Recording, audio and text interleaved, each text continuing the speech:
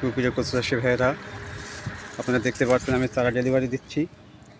আজ 3000 পিস চারা এক ভাই এসে জমি থেকে সংগ্রহ করে নিয়ে গেল। চারাগুলো আপনারা দেখতে পাচ্ছেন কেমন চারা, কোন সাইজের চারা। যারা এরকম যে দেখে শুনে জেনে শুনে চারা নিতে চাবেন বা এখানে এসে যদি চারা সংগ্রহ করতে চান, তাহলে এভাবে চারা সংগ্রহ করে নিয়ে যেতে পারেন। এই ভাই দূর থেকে এসেছে, এসে জমি থেকে চারা সংগ্রহ করে নিয়ে গেল 3000 পিস চারা। চারাগুলো আপনারা দেখতে পাচ্ছেন ভ্যানে সাজানো হচ্ছে, গোছানো হচ্ছে।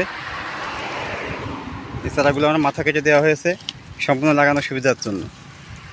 এবং এই যে চারাগুলো দেখতে পাচ্ছেন, এই চারাটা কিন্তু সম্পূর্ণ একটা শুকনো এবং ট্রিটমেন্টবিহীন জমির চারা।